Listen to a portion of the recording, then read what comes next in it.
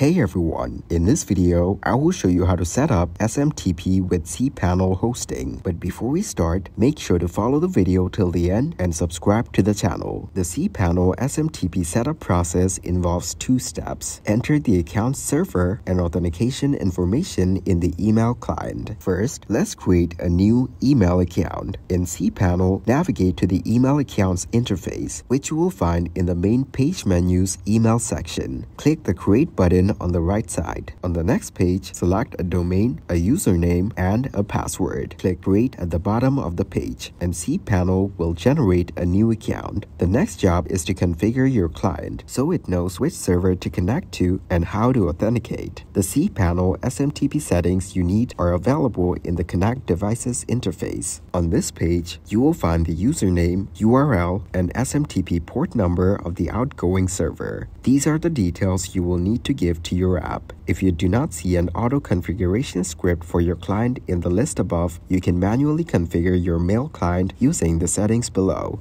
We strongly recommend using the more secure SSL/TLS details rather than the unsecure non-SSL settings. Thanks for watching. Make sure to like and subscribe.